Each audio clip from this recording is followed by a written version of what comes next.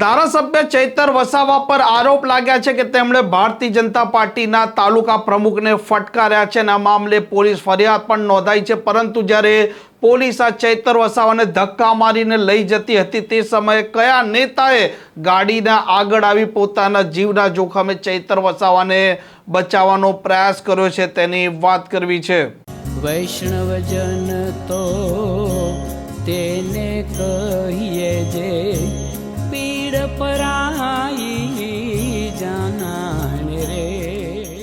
નમસ્કાર, આપ જોઈ રહ્યા છો નવજીવન ન્યૂઝ અને હું છું આપની સાથે તોફિક ગાંચી।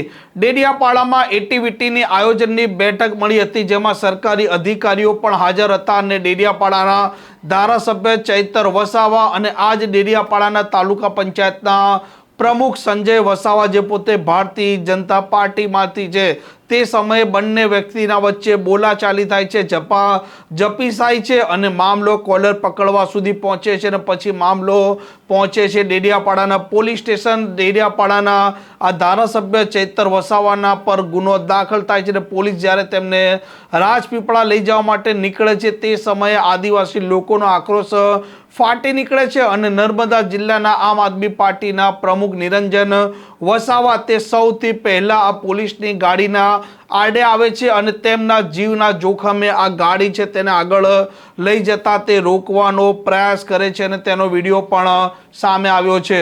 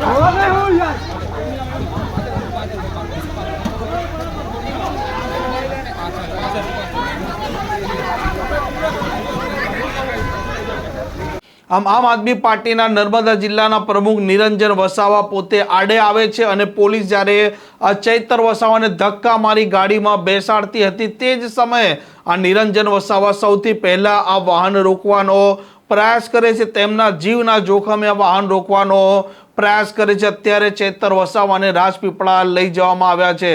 આ પ્રકારના સમાચાર, પ્રકારના અહેવાલ માટે નવજીવન ન્યૂઝની આ ચેનલ જોવાનું ને સબસ્ક્રાઇબ કરવાનું ભૂલતા નહીં। નમસ્કાર। વૈષ્ણવજન તો તેને કહીએ જે પીડ પરાઈ